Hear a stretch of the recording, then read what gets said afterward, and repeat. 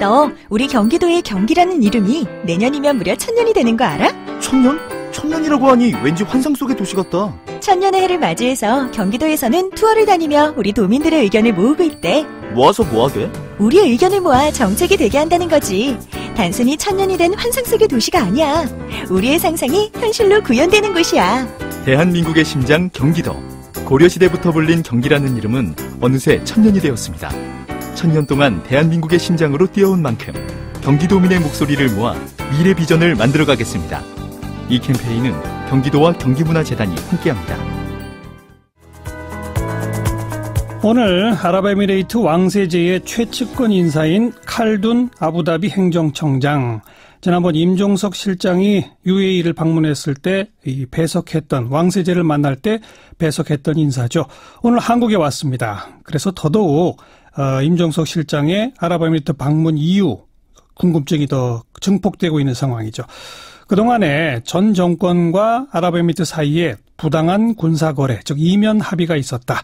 총 6건의 비밀 군사 양해 각서가 체결됐다. 이렇게 주장해온 정의당의 김종대 의원을 직접 스튜디오에 초대했습니다. 어서 오십시오. 안녕하세요. 네. 2009년부터 김 의원이 이 문제를 추적해 오셨다고요? 그때 이제 그 원전 계약이 되고 예. 군사 협력이 지속되는 내내 제가 기사를 많이 썼죠. 예. 당시에는 언론인이었으니까. 예. 그래서 그 아크 부대 파병이라든가 그것이 원전 계약과의 불가분의 관계를 맺는 이런 어떤 그 군사적인 측면과 연계고리를 제가 기사를 많이 했습니다. 네. 그러니까 2009년이 바로 그 원전 계약을 체결한 해이고. 그렇습니다. 그리고 이번에 이제 임종석 실장이 왜 갔을까라고 하는 얘기가 나오다 보니 김종대 의원이 과거 취재해 왔던 것들을 네. 하나씩 공개한 거 아니겠습니까? 그렇죠. 그 최근에 문제가 되는 걸 보고 외교부 국방부의 퇴직자들 중심으로 당시 그 업무에 종사했거나 네. 관계인들 이렇게 해가지고 여러 소스들을 종합해 본 결과 이거는 군사 비밀 양해각서. 이것이 문제가 돼가지고 지금 갈등이 불거진 것이다. 네. 이렇게 언론에도 보도를 했고 제가 주장을 했는데 대체로 맞습니다. 간단히 정리해 봅시다. 우리가 원전을 파는데 네. 아랍에미레이트는 아주 그 21조가 되는 거 아닙니까? 네, 그렇죠. 굉장히 큽니다. 어마어마한 거를 한국 업체에 줄 테니 우리 군사 쪽에 좀 도와달라 이렇게 네. 한 거죠. 상당히 높은 수준의 요구였어요. 물론 지금 이 얘기도 UAE의 지금 칼둔 청장이 특사로 한국에 방문 중이고 현재 문재인 정부가 수습 중이기 때문에 제가 말이 조심스럽다는 거는 우선 말씀드리겠습니다. 예. 저는 이 정부가 수습을 잘하길 바라고요. 예. 그런데 자유한국당에 의해서 의혹이 불거졌기 때문에 네네. 현 정부의 책임으로 자꾸 몰아가니까 그게 아니라는 걸 제가 반박하면서 이 군사비밀 양해각서 얘기를 한 겁니다. 예. 그 시작은 2009년 12월에 원전 계약을 체결하기 한 달 전쯤인 11월에 UAE하고 우리 정부 간의 그 양해각서가 상호방위 협정 형식으로 체결되면서부터 문제가 시작됩니다. 상호 방위 협정. 예.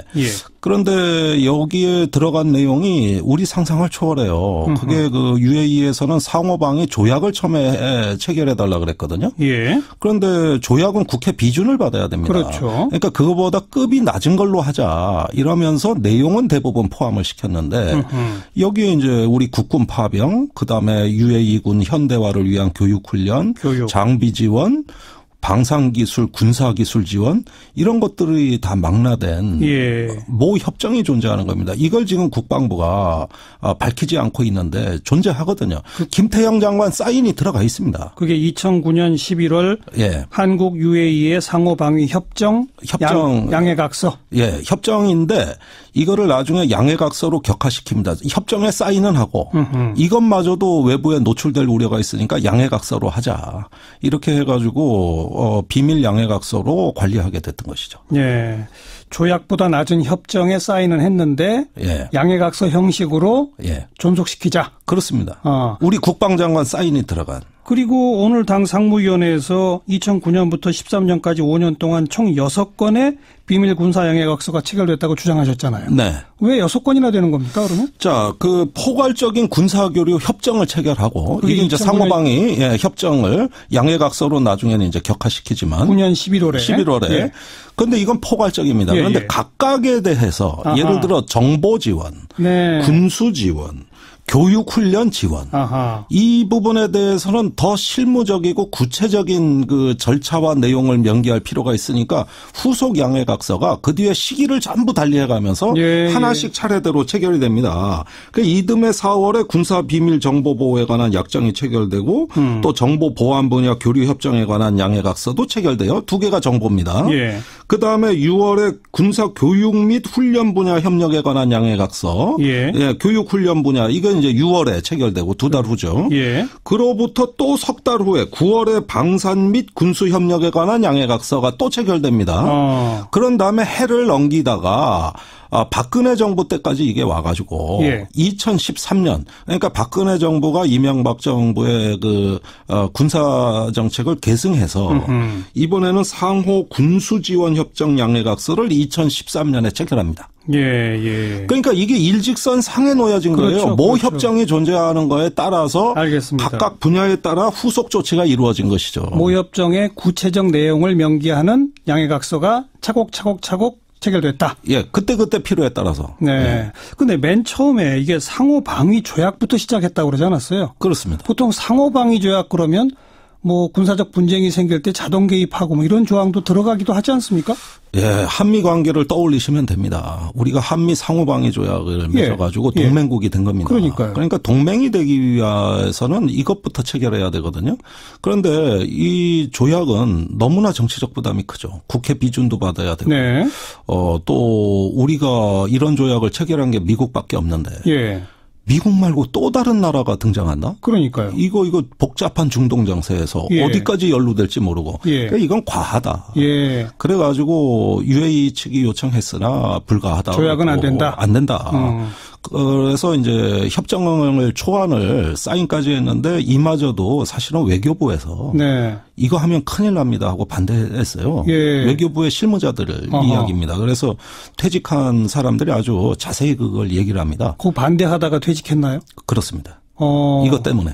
그런 경우도 있어요? 사표 내버렸어요. 그런데 그 영문으로 된, 그 조약 초안을, 협정 초안을 국문으로 번역하는 일을 외교부에서 했나 봐요. 그러니까 청와대에 이제 국문, 영문 2개 버전으로 보고를 했다는데. 여기에 이제 참여한 사람들은, 국방부가 정말 선을 넘은 것 같다. 그런데 그 후에 양해각서 형태로 이게 계속 되는 걸 보고 개탄을 맞이하는 이런 분들이 계시고 저한테 자세한 사정을 제보했습니다. 그럼 거기에 상호방위 조약적인 그 MOU 상에 내용이 들어가 있는 자동 개입 조항도 있는 거예요?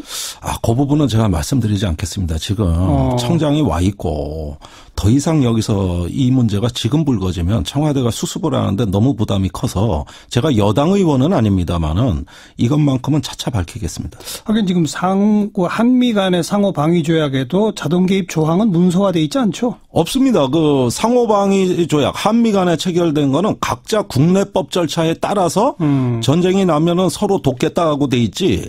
자동 개입은 그런 그 절차 없이 바로 자동으로 인계철선이라고 해가지고 왜 자동의 전쟁에 개입하는 건데 그런 조항 자체가 없어요. 그러니까 어떻게 보면 UAE 쪽하고는 더 높은 수준의 이야기가 오고 갔는데 그 실내용은 제가 적당한 시점에 다시 한번 밝혀드리겠습니다. 이건 정말 양해해 주셔야 됩니다. 근데 그 후에 이제 차곡차곡 그 이른바 모협정이라고 할 수 있는 것의 내용을 구체화한 걸 아까 10년 4월, 6월, 9월 뭐 이렇게 쭉 설명해 주셨잖아요. 근데 그 안에 소위 말하는 자동 개입과 관련된 MOU는 없네요.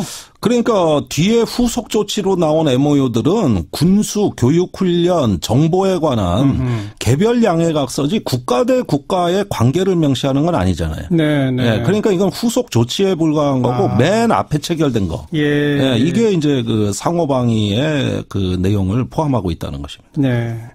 그런데 이명박 대통령은 임용 계약 없었다고 밝혔잖아요. 문자적으로는 맞습니다. 원정 계약을 따로 체결해서 그 계약서에 이런 내용 넣지 않습니다. 그거는 사업자끼리 맺는 겁니다. 그 원정 계약서에 이명 계약은 아닌 우리 거죠? 뭐 한수원이나 그 아랍에미레이트의 사업자끼리 하는 거고 지금 말씀드린 건 순수 정부 간에 맺어지는 거니까 이건 예. 이면 다른 합의라 별도의 이면 합의라고 봐야지 예. 이면 계약은 아니죠. 거기다 넣을 수는 없죠. 알겠습니다. 네. 그런 의미에서는 그 말이 맞다. 문자적으로는 맞죠. 그러나 기만입니다. 근데 한국당의 김학용 의원은 이건 노무현 정부 시절 체결된 거다라고 또 주장했어요. 그건요. 이거 참 웃어야 될지 울어야 될지 모르겠는데 그거는 터무니없는 이야기입니다. 노무현 대통령 때도 양해각서는 맺었었어요. 그거는 우리가 T-50 고등훈련기를 수출한 항공산업의 동반자로 예. 추진을 했는데 수출을 못했습니다. 예. 실패했어요. 예. 결국 우호적인 관계 이건 세계 여러 나라하고 일반적으로 다 맺는 양해각서를 체결했고 그 내용이 지금 관보에 떠 있고 네. 시중에 다 공개가 돼 있습니다. 이건 공개 협정이에요. 그런데 김학용 의원 주장이나 자유한국당 얘기는 뭡니까? 그 공개된 내용에 따라서 2006년 7년에 체결된 걸 근거로 2010년에 우리 특수전 부대를 파견했다? 황당한 얘기입니다. 별개의 건이다. 아니 우선 시차도 다르고 내용도 다르고 예. 이 국군을 파병하는데 어떻게 그런 일반 양해각서 갖고 합니까? 네. 그건 말도 안 되는 얘기고요. 네. 그건 물타기. 전형적인 물귀신 작전이에요. 그때는 그 훈련기 계약을 하다가 네. UAE가 요구하는 군사적인 어떤 도움을 조금 주기로 뭐 이런 거겠죠? 방산 물자를 수출하게 되면 예. 그 군사적인 우선 우호 관계임을 확인하고 상호 군사 기밀을 지켜줄 수 있는 일반적인 협정을 하는데 우리나라가 수십 개국하고는 이미 체결돼 있죠. 거기까지 한 건데. 예. 그런데 제가 지금 말씀드리는 건 그게 아니라 군사 동맹에 준하는 네. 이런 수준의 별도의 MOU가 있다는데 어떻게 이게 같습니까? 그건 알겠습니다. 이명박 정부 때 저질러진 거예요. 이런 그 비밀 군사 양해각서는 우리 국내법 위반입니까? 우선 그런 높은 수준의 군사협력은 반드시 조약으로 체결해야 되고 국회 비준을 받아야 됩니다. 이것을 피해가기 위해서 비밀 양해각서로 했다는 것은 우선 헌법적인 가치에 대한 도전이라고 저는 생각합니다. 예. 왜 헌법의 60조에서 이런 걸 규정하고 있느냐. 반드시 외국과의 중대한 우리 안전보장에 영향을 미치는 건 조약으로 체결해 국회 동의를 받아라. 예. 이게 헌법 정신이거든요. 예. 그런 점에서 저는 헌법농단 사건이라고 봅니다. 네. 그런데 이제 그렇게 쭉 국방부가 좀 너무 나간 것들을 해놨더니 탈이 났죠. 정작 그걸 이행하기가 어려워진 건가요? 우리 군이? 예. 박근혜 정부 중후반이 이제 예멘 내전이 격화되고 UAE와 사우디가 파병을 예멘에 하면서 군사적인 수요가 급해졌습니다. 예멘 반군이 UAE의 원정과 정유 시설을 미사일을 발사해 폭파하겠다고 협박을 했어요. 그러다 보니 자국 안보가 급해졌고요. 한국의 군사 지원을 기대했던 것이죠. 그런데 내전이 격화된 2015년으로부터 우리가 소총, 기관총 또 탄약을 UAE에 공급했는데 이 정도가 아니다. 그러면서 2013년에 체결된 군수 지원에 대한 양해각서를 준수할 것을 우리 정부에 압박을 해왔습니다. 그러다가 이제 정권이 바뀌고 송영무 국방장관이 작년 11월에 UAE를 방문해서 이 도저히 국내법을 위반하면서까지 UAE에 군사 지원하는 것은 불가하다는 입장을 통보하자. 그러면 지난 정부가 다 합의해 줬는데 안 하겠다는 얘기냐. 이러면서 탈이 나기 시작했죠. 결국 그게 오늘까지 이르게 된 것이라고 저는 파악하고 있어요. 송영무 장관 11월 아랍에미리트 방문, 그러니까 아랍에미리트가 더 강하게 반발. 그래서 임종석 실장이 갔다.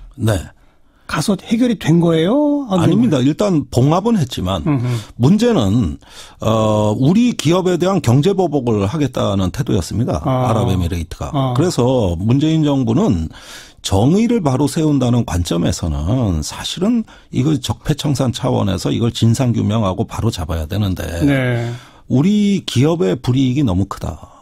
이래서 절충을 시도했고 그 협의가 현재까지 진행되는 것이죠. 어떻게 해야 한다고 보십니까? 저는요, 그 아랍에미레이트의 안보에 대한 우려를 우리가 좀 고려해주고, 그러면서 다만 지난 정부의 그 약속은 이건 너무나 과해서 우리가 감당할 수 있는 수준이 넘었으니 UAE 측도 한 발 양보하고 또 우리도 한 발 양보해서 상호 원만하게 이 사태를 수습하기를 바라고요. 그런 봉합이 이루어지면 그 다음 순서로 이제 이 진상을 국민한테 좀 설명을 해야 될 것 같아요. 그래서 민주적이고 투명한 정부의 격을 세우는 이런 방향으로 마무리를 져서 국가 이익을 도모해야 된다고 봅니다. 칼둔 행정청장이 오늘 한국에 온 것은 바로 그 양쪽이 서로 좀 절충할 수 있는 선을 구체화시키기 위해서 온 거다. 예, 저는 분명히 수습할 수 있다. UAE도 관심 있다. 저는 그렇게 확신하고 이 정부가 적어도 그 정도 수습 능력은 된다고 봅니다. 단 그러는 가운데 그동안에 이제 국민을 기망했던 부분에 대해서는 어떻게 할 거냐. 청와대가 계속 말을 좀 이리저리 바꿨잖아요. 그냥 사실대로 말을 못하니 빙빙 돌리다가 자유한국당이 거기에 격분해서 이제 진상규명을 요구했고 그 과정에서 다름 아니라 자유한국당 정권에서 저질러진 적폐라는 것이 또 일부 밝혀진 것이죠. 예. 그런데 오늘 이제 김종대 의원의 아직까지는 뭐다 확인된 바가 아니니까 주장입니다만. 제가 주장으로밖에 알 수 없어요. 근데 어쨌든 대체로 지금 설명을 다 한 거잖아요. 예. 근데 그 김종대 의원의 설명이 맞는 건지 아니면 다른 건지. 다른 건지. 만약 다른 거면 정말 진상을 털어놓던지. 그렇습니다. 예. 그러나 지금은 때가 아닐 수 있다. 일단 12일까지. 양국 간에 그걸 좀 해놓고. 예. 그래서 제가 이 자리에서도 다 못 밝히고 있어요, 지금. 네. 칼둔 청장이 와 있다는 걸 저도 고려하지 않을 수가 없습니다. 알겠습니다. 칼둔 청장도 오늘의 이 방송 내용을 귀담아 들으면. 네. 자기들의 태도를 정하는 데 도움이 될 것 같습니다. 그렇게 되기를 바랍니다. 여기까지 수고하셨습니다. 예, 고맙습니다. 정의당의 김종대 의원이었어요.